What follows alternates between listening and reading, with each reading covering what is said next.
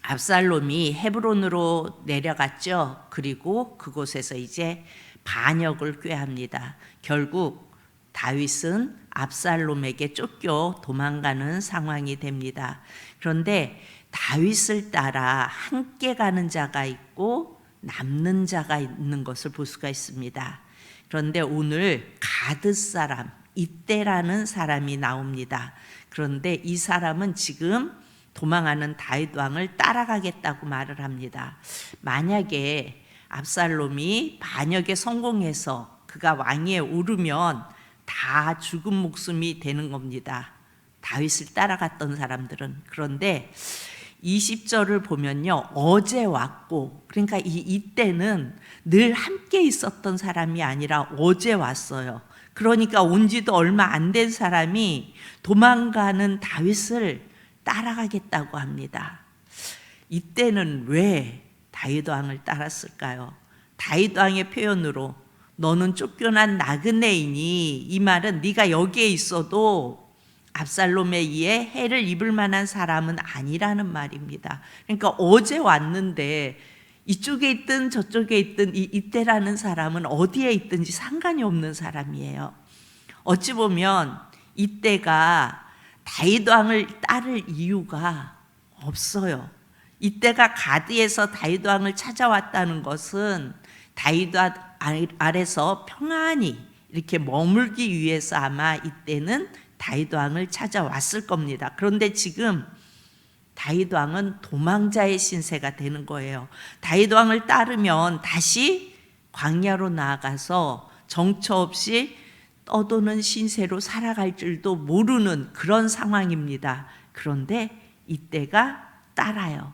그래서 14절을 보면요, 14절에 다윗이 예루살렘에 함께 있는 그의 모든 신하들에게 이르되 일어나 도망하자. 그렇지 아니하면 우리 중 한 사람도 압살롬에게서 피하지 못하리라. 빨리 가자.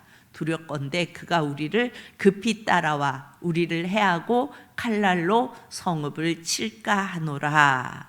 그러니까 도망하자. 다윗 왕이 하는 말이에요. 도망하자. 그렇지 아니하면 우리 중 한 사람도 아들인 압살롬에게서 피하지 못하리라. 이 내용을 보면 다윗이 자기를 세워주신 하나님을 바라보았다기보다는, 그렇죠, 전령의 말, 이스라엘의 인심이 다 압살롬에게로 돌아갔습니다 라고 말하는 그 전령의 말을 듣고 다윗의 마음이 무너지는 것을 볼 수가 있어요. 그러니까 대단한 다윗 왕 같았는데, 여러분, 성경은 사람을 높이지 않아요. 좀 이런 것은 다윗 왕이 얼마나 그야말로 훌륭한 왕이었고, 그런데 이런 것은 좀 이렇게 빼고 기록을 하면 얼마나 좋겠어요. 그런데 성경은 사람을 높이지 않습니다. 그래서 다윗 왕의 그 연약함을 성경은 그대로 다 드러내는 것을 볼 수 있습니다. 그래서 14절에 보면요, 빨리 가자, 빨리 도망가자는 거예요. 두렵건대, 두렵다고 말을 합니다.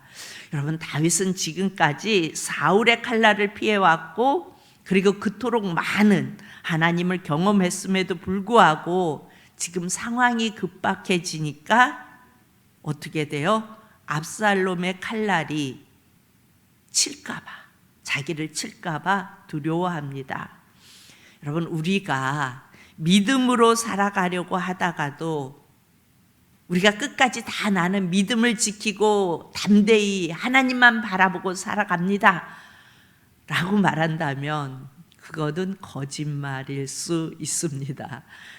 우리가 그렇게 믿음으로 하나님만 바라보고 살아가려고 하다가도 우리 생활 속에, 우리의 삶 속에 무슨 일이 생기면 무너지잖아요. 무슨 막 큰 문제들이, 자녀에게 큰 문제들이, 어떤 문제들이 닥쳐오면 당장은 어때요? 내 마음이 무너져요. 그리고 두려움이 엄습해 오는 것이 어쩔 수 없잖아요. 이게 바로 죄성을 가진 인간의 본성입니다. 우리는 나는 아니야, 믿음으로 끝까지 가 라고 말을 할 수 있을지 모르겠어요. 그렇지만 재성을 가진 인간은 이렇게 넘어질 수밖에 없어요. 무너질 수밖에 없어요. 그런데 그런 무너진 그 가운데서 다시 주님을 바라보고 주님을 붙잡을 때 주님이 힘주시고 다시 일어설 수 있는 것이 우리의 모습입니다. 오늘 15절에 이렇게 말합니다. 우리 15절을 봅니다. 왕의 신하들이 왕께 이르되 우리 주 왕께서 하고자 하시는 대로 우리가 행하리이다. 보소서 당신의 종들이니이다 하더라. 그러니까 왕의 신하들이 왕께 우리 주 왕께서 하고자 하시는 대로 우리가 행하겠습니다. 왕이 어떠한 말을 하시든지 그대로 따르겠다고 신하들이 나옵니다. 그래서 왕이 이제 궁을 빠져나갈 때에 그의 가족들이 다 왕을 따라서 가고 신하들도 따라서 가고 백성들도 왕을 따라서 이제 갑니다. 17절을 봅니다. 17절을 보면 왕이 나가매 모든 백성이 다 따라서 벳메르하게 이르러 멈추어 서니, 그러니까 모든 백성들이 왕을 따라 나서는 모습을 봅니다. 이렇게 왕의 신하들이 지나가는, 다 따라서 가는 그 상황 속에 이때가 온 거예요. 이 블레셋이는 이때가 온 것입니다. 다윗은 거처가 정해져서 가는 것이 아니라 지금 도망치는 상황이에요. 그래서 23절 아까 본 맨 끝절에 보면 광야길로 향했다라고 말씀하잖아요. 광야길로 모든 백성이 왕과 함께 광야길로 행하니라 이렇게 말해요. 향하니라. 광야길로 향했다는 말은 무슨 말이에요? 소망이 보이지 않는 그 길을 간다는 얘기예요. 그런데 이 상황 속에서 그렇게 가고 있는 그때에 온 이때는 왜 다윗을 따라갔을까요? 하나님이 보호하시는 자는요, 어떤 상황 속에서도 하나님이 보호해 주세요. 여러분, 우리가 경험하잖아요. 차가 이렇게 충돌 사고가 일어나는데 앞차도 몇 중 충돌로 막 꽝꽝 박고 뒷차도 박고, 근데 그 가운데 손 하나 들어갈 만한 사이에 딱 있어서 이쪽으로도 안 받치고 이쪽으로 안 받친 그런 상황 경험해 보셨습니까? 제가 오래전에 한번 경험해 봤어요. 그 사이에 딱, 그거는 하나님이 딱 막아주신 거예요. 그러나 하나님이 보호하지 않는 자는요, 아무리 완벽한 상황 속에 있더라도 그야말로 적진에서 잘못 던진 돌멩이 하나에 급소를 맞아서 죽는 상황이 벌어지기도 하고요. 그냥 잘못 이렇게 한 그거에 의해서 찔려 죽기도 하고. 여러분, 하나님이 보호하지 않는 자의 모습은 그렇습니다. 아무리 안전한 가운데 있다 할지라도 하나님이 보호하시지 않으면 그런 모습이에요.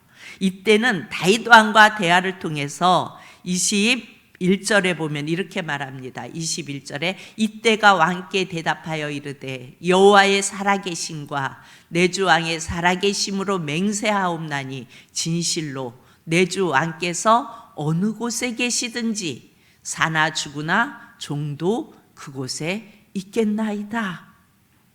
이렇게 말하고 따를 이유가 있을까요? 막 피난 가고 있는 그 상황에 온 이때는요, 사울을 피해서 가드로 도망했을 때 그때의 다윗을 보았습니다. 사울을 피해 도망가다가 다윗 왕이 가드에 가 있었을 적이 있었죠. 근데 그때의 다윗을 보았어요.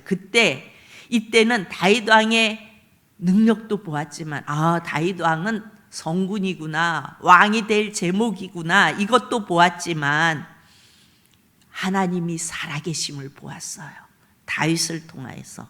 또 그래서 그는 다윗이 어디로 가는지가 중요한 게 아니에요. 지금 도망가는 그 신세로 가는 그 다윗이 중요한 것이 아니라 살아계시는 하나님과 함께하는 다윗이 중요했던 거예요. 그래서 그 다윗과 함께하길 원한 것입니다.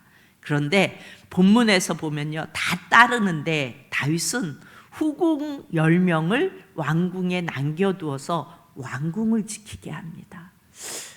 분명히 이 후궁 10명이 남아있으면 반역자가 들어오면 그 후궁을 그냥 두지 않을 거라는 건 당연히 알아요. 왜 그래요?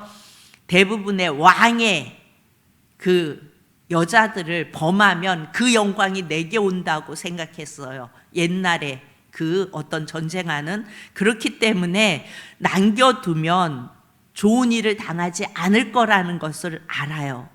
그런데 오늘 말씀에 보면은 10명을 남겨두어 궁을 지키게 했다고 말해요. 그런데 이 말씀을 보면 20절에 다윗이 나는 정처 없이 가니 오늘 너를 어찌 우려한 게 떠돌아다니게 하리요. 이때와 대화하는 중에 그 말을 해요. 너는 어제 왔고 나는 정처 없이 가니 오늘 어찌 너를 우리와 함께 떠돌아다니게 하리요. 너도 돌아가고 내 동포들도 데려가라. 은혜와 진리가 너와 함께 있기를 원하노라. 그러니까 돌아가라는 거예요. 이건 선택 상황이에요. 그런데 이때는 선택하고 다윗을 끝까지 따라갑니다. 그런데 이 후궁들은요, 이렇게 후궁이 남게 된 것은 우리가 보면은 왕을 성을 지키게 했더라 그러는데 왕의 명령이기보다는 후궁들의 의지임을 우리는 볼 수가 있어요. 왜 그러냐면요, 만약에 다윗이 후궁들을 남으라고 이야기했다면 사무엘하 20장 3절에 다윗이 돌아와서 딱 한 절이 나와요. 이 후궁들에 대한 이야기가. 다윗 왕이 다시 돌아왔을 때 후궁들에 대한 내용이 딱 한 절 담겨져 있는데 20장 3절 볼 수 있을까요? 20장 3절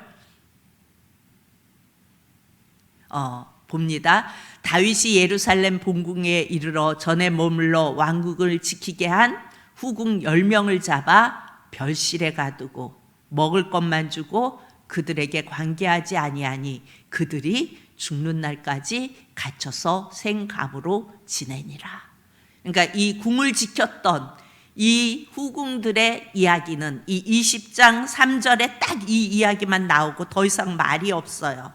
자, 여러분, 만약에 다윗이 왕궁을 지켜라 사명을 주고 갔다면 이렇게 하면 안 되는 거잖아요. 그렇죠? 근데 다윗 왕이 돌아와 너희가 고생했다라고 격려하기는커녕 별실에 가두고 죽는 날까지 보지 않아요. 그 여인들을.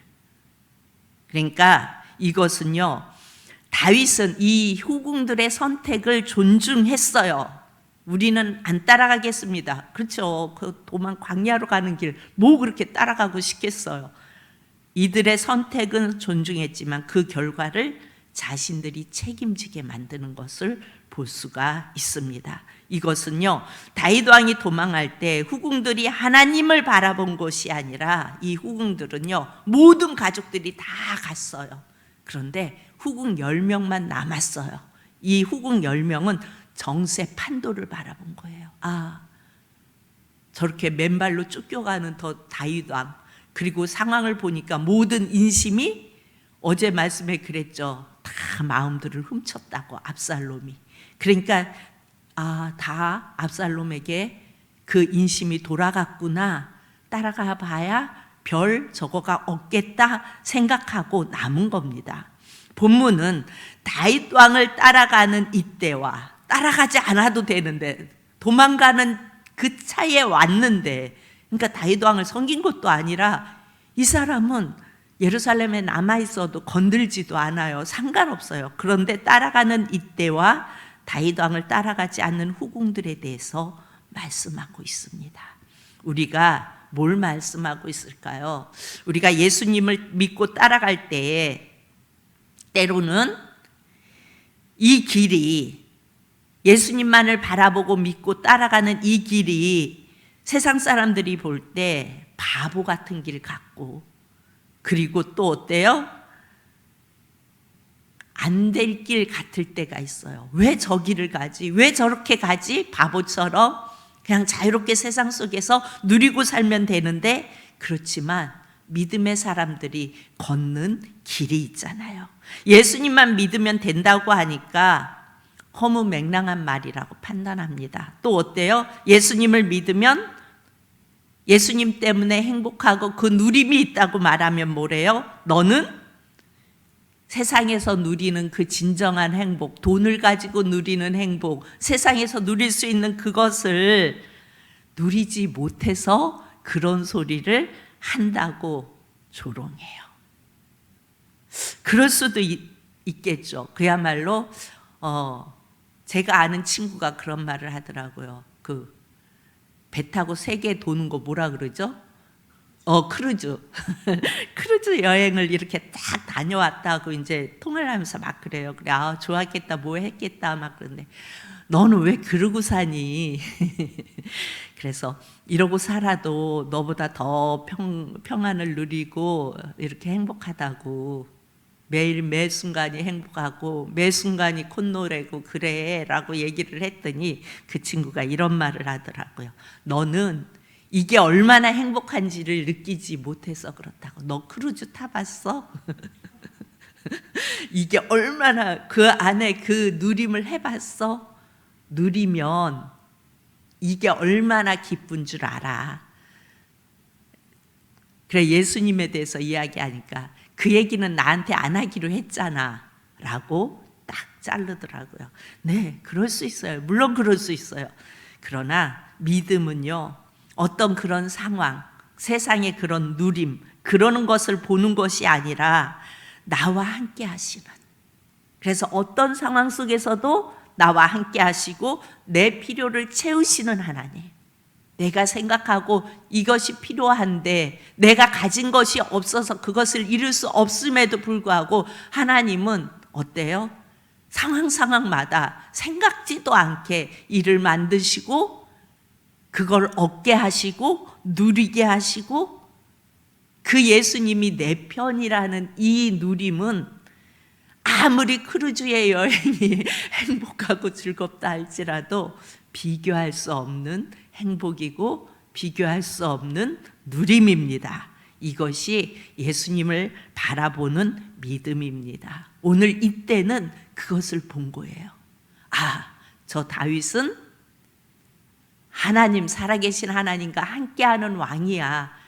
광야로 나갈지라도 그 하나님과 함께하기 때문에 나는 따라가겠다는 거예요. 그런데 다윗 왕을 모시던 후궁들은 어때요? 정세 판도를 보니까 이건 아니야. 따라가면 개고생하겠다. 그러니까 남은 거예요. 여러분, 오늘도 우리는 물론 세상에 누리는 거 바라보면 내가 왜 이렇게 사나 이런 생각이 들 수도 있어요. 그렇지만 예수님이 나와 함께 하시는 그 행복, 예수님이 주시는 매 순간순간의 경험, 그 주님이 열어가시는 내 인생의 길, 그것을 바라보며 예수님 때문에 오늘도 행복하게 살아가는 하루가 되실 수 있기를 축복합니다. 기도합니다.